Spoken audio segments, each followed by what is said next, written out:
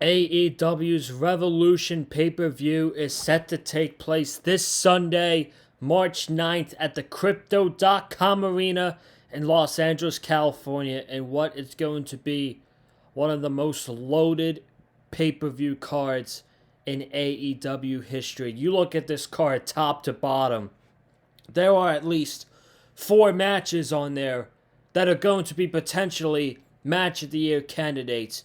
Will Ospreay versus Kyle Fletcher. Kenny Omega versus Konosuke Takeshita. Tony Storm versus Mariah May and their Hollywood ending in a Falls Count Anywhere match. And MJF against Hangman Adam Page. There are 9 matches to talk about, and we got a lot to get into tonight. The main event of this show is going to be Jon Moxley defending the AEW World Championship against Adam Copeland, and I will have plenty to say about that match in its own right. But ladies and gentlemen, I thank you guys so much for joining me here tonight. Overall, I feel like the build to Revolution was really good. It got off to a rough start in January. AEW television in the month of January it was not good. It was just really bad. But when we got to February, it was on a whole nother level compared to January. It was great. There was not a single bad Dynamite show in the month of February. Collision was very good. Last night's Dynamite was okay. In the final build to the pay-per-view, but you look at this card from top to bottom, and it is one of the most loaded AEW pay-per-views that they've ever done.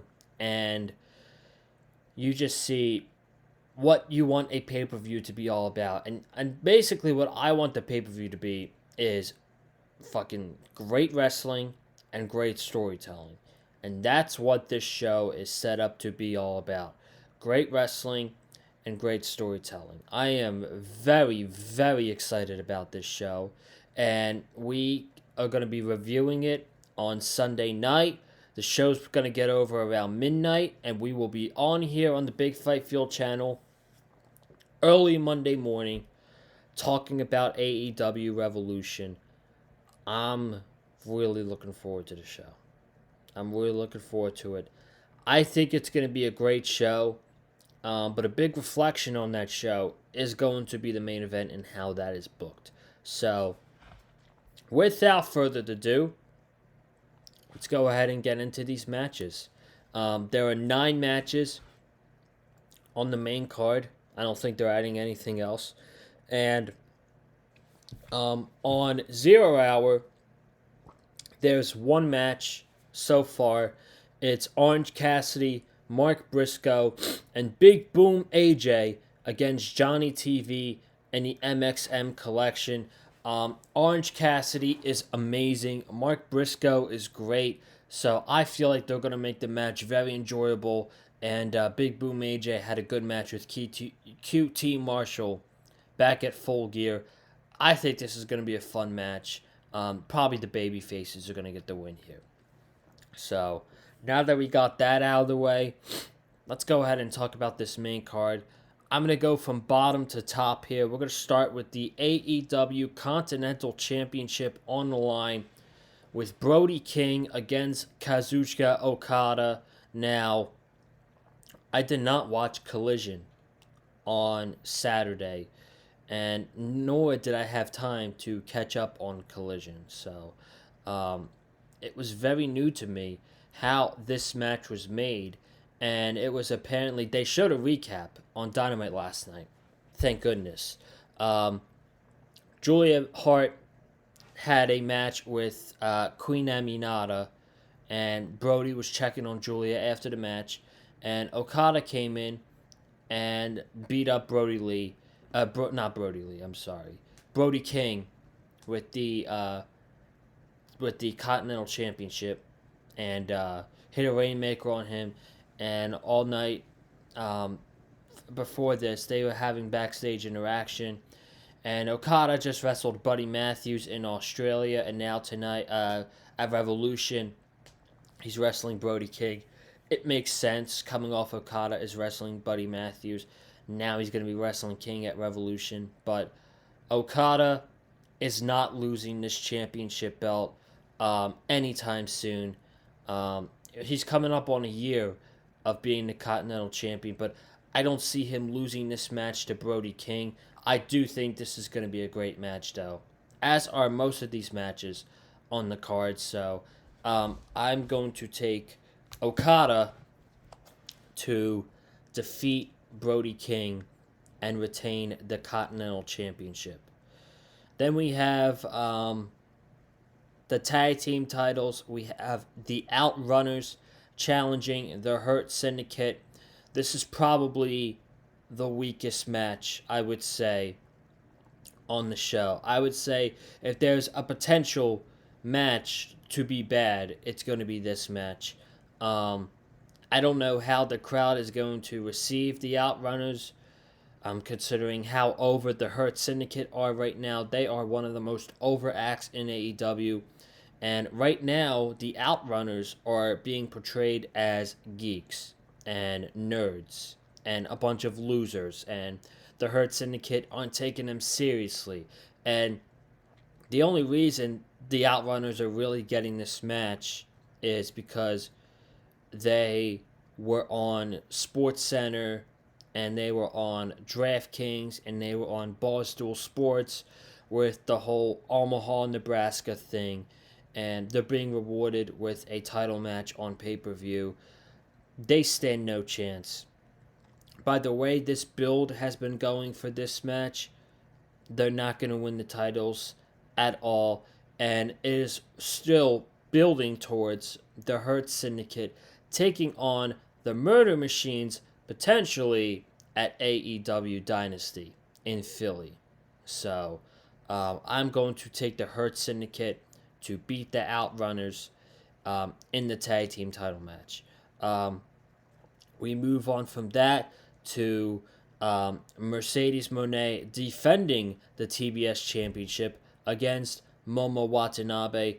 And wow, the excitement level compared from this match to Mercedes' match with Harley Cameron in Australia, it's night and day. There's no hype, no heat for this at all, and it's because no one really knows and no one really cares about Momo Watanabe. She got the opportunity at the Tokyo Dome. That is awesome for her, but I feel like this match should have been placed on a Dynamite or whatever.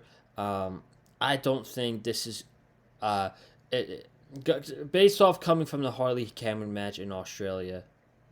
This is a downgrade, and it's no disrespect to Momo Watanabe, but Harley Cameron is just so extremely over right now with the AEW audience that maybe she did deserve another match against Mercedes Moné. And hopefully, sooner rather than later, Harley is going to win the championship. But for this match here, there's no possible way Mercedes Moné is going to lose to Momo Watanabe at Revolution, one of their biggest shows of the year. Mercedes is not losing on that show. I'm taking Mercedes to retain the TBS Championship.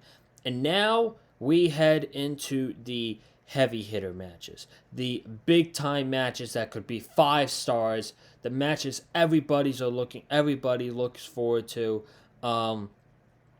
We have these 6 matches. 6 matches out of 9 that I'm extremely looking forward to. And the first one we're going to talk about is Hangman Adam Page against MJF, which I think...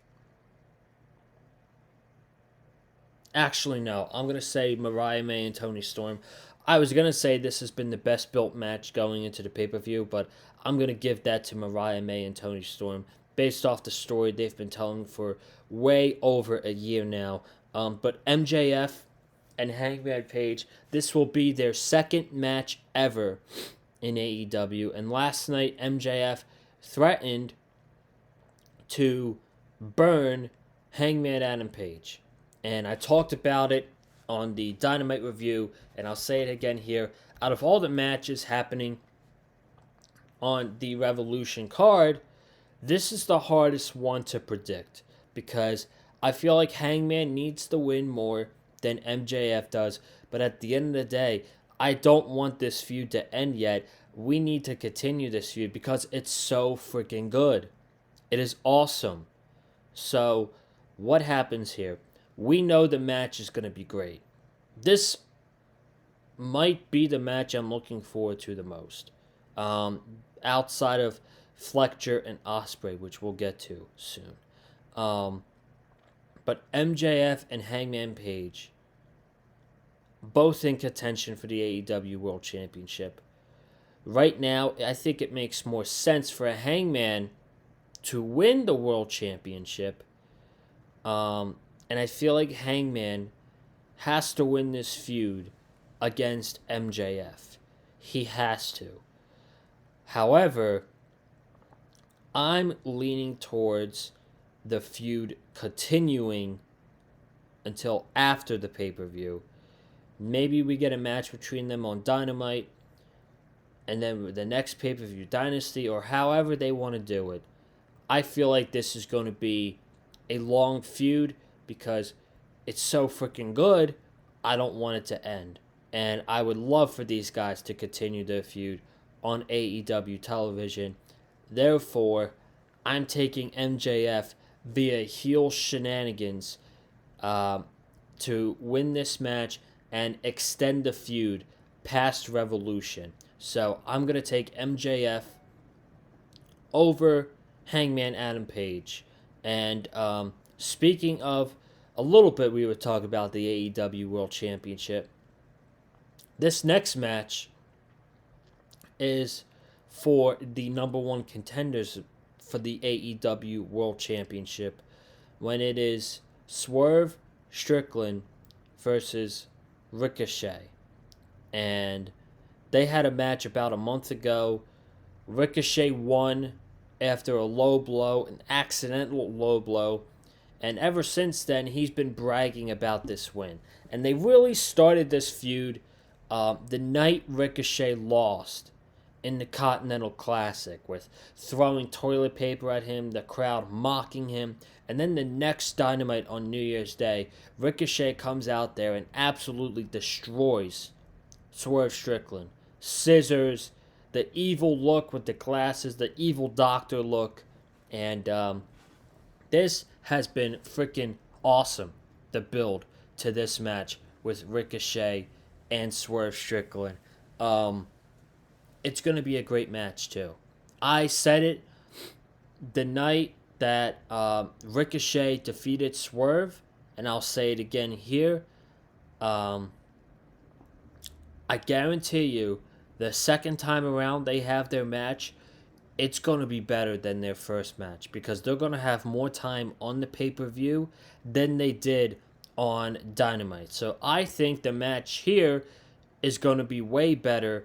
Not way better, but it's going to be much better than the first match they had. And the first match they had was a really good match. I remember the sick power bomb that Ricochet took from Swerve on the top of the barricade, and the terrifying thump that sounded throughout the arena when Swerve gave Ricochet that power bomb. However, Ricochet won that match.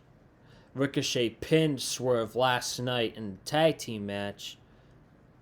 I think it only makes sense for Swerve to get his win back.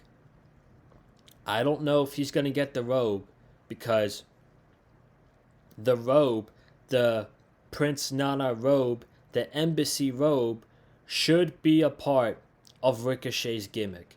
So I think Swerve is going to win the match, become the number one contender for the AEW World Championship, but he's not going to get the Prince Nana robe back. So there'll be a little bit of tension still between Swerve and Nana, which they teased last week that if Swerve doesn't get the road back, that Nana can't do this anymore.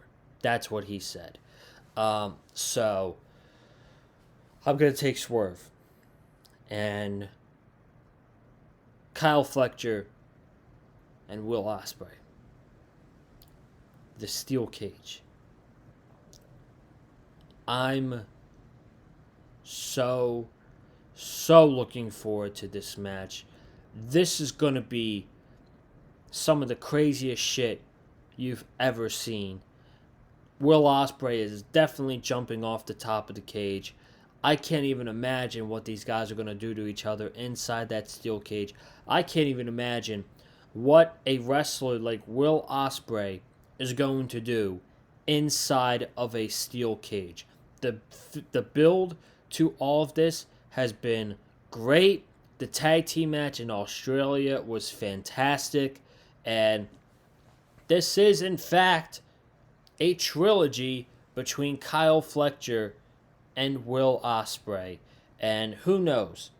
Ospreay might want to go into this match and put Kyle Fletcher over. But honestly, I don't see that. I don't see that happening. I think Ospreay, by the end of the year, might be the AEW champion. And he put a lot of people over last year. He put over MJF. He put over Ricochet, Darby Allin, Kyle Fletcher, Swerve. For his star power and how great he is, he lost quite a few times last year. And I think it's time that we get those wins back and we start building Will Ospreay back up as a top contender for that AEW World Championship. And all the love in the world to Kyle Fletcher. He's an amazing wrestler. He's the future of AEW. But Will Ospreay, he's the present. So I'm going to take Will Ospreay inside the steel cage. And continuing on with the Don Callis family, we have Konosuke Takeshita against Kenny Omega for the International Championship. And again, they've had a 5-star match before. They might just do it again. They might just do it again on Sunday night in Los Angeles with the whole wrestling world watching. They might just put on a clinic again. And the story is that Takeshita has 2 wins over Kenny Omega. Takeshita in 2023 beat Kenny Omega twice in the same week. Kenny Omega says he can erase all that by not only defeating Takeshita here, but winning the AEW International Championship. And I think this is another hard one to predict. I think the end game here is Kenny Omega winning the Continental Championship at All In, which is 4 months away. And to do that, I don't think he should win the International Championship. And I don't think Takeshita is so amazing. I don't think he should be dropping the title yet. I don't think Takeshita should be losing. Would I be mad if it happens? Obviously not. A belt on Kenny Omega would be great. But Kenny Omega doesn't really wrestle much now on AEW television. And it's a smart thing. It's the smart thing to do because of his diverticulitis. You want to not have him work so much.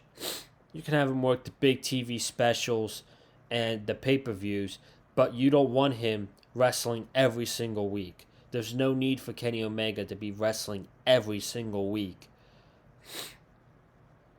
And right now, I think Takeshita needs to win more, man. So this is kind of like my upset prediction. I know there's a lot of people picking Kenny Omega to win this match. I'm going to go opposite. I'm going to take Takeshita. I think this is the upset of the night. If there's going to be a unpredictability booking match here, it's going to be a fantastic match. But I'm going to say in this match, Takeshita retains. Takeshita retains the International Championship. Mariah May and Toni Storm in their Hollywood ending. A match, I would say, 7 months in the making. From their all-in match where Mariah won, and then Toni goes on break. She comes back as the rookie, and she then turns to Timeless again in Jacksonville and wins the title in Australia. And now we're here. Their Hollywood ending. This has been a freaking incredible feud. One of the best feuds in AEW history. And there's only one way that it's got to end. And it's got to end in a Toni Storm victory, retaining the AEW Women's Championship. And then your main event for Revolution is Cope versus Mox. And I wish they told the story better in Australia. They did a terrible job explaining the story. The story, basically going into the match, is in Australia, Moxley had his entire group take out Copeland and beat down Copeland to win that Brisbane Brawl. That Brisbane Brawl finish was so bad. It was not good. So the story has been Cope needs to take out every member of the Death Riders so that at Revolution, it's just him and Moxley one-on-one. And he did exactly that. Except the exception of Wheeler Yuta.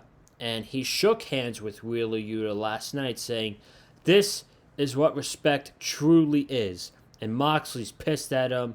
And Wheeler Yuta walks out. So, is Wheeler Yuta going to play a role in this match?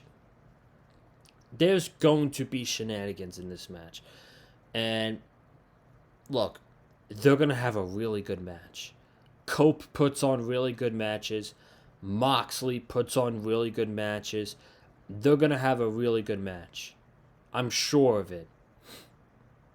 What's going to determine how good the match is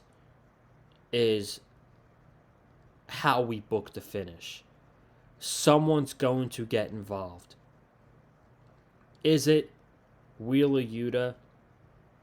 I don't think so. That's not exciting enough.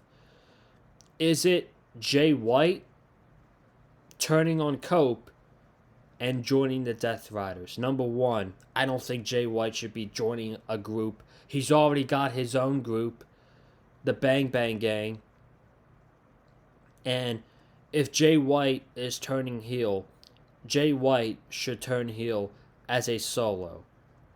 Jay White is a much better heel than he is a babyface.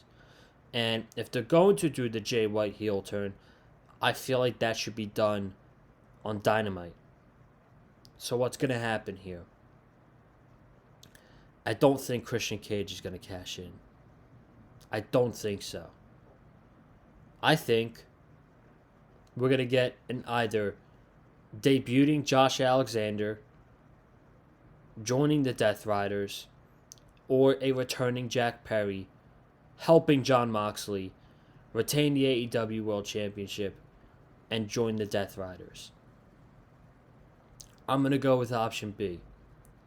I think Jon Moxley retains the AEW World Championship with the help of Jack Perry, because Jack Perry is pissed that the Young Bucks left when they lost the tag team titles to Private Party, and the Death Riders have ran roughshod on AEW.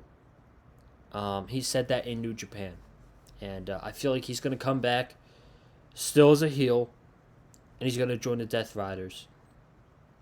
And eventually, the Young Bucks are going to come back as baby faces, and they're going to feud with the Death Riders. And hopefully, this all ends with...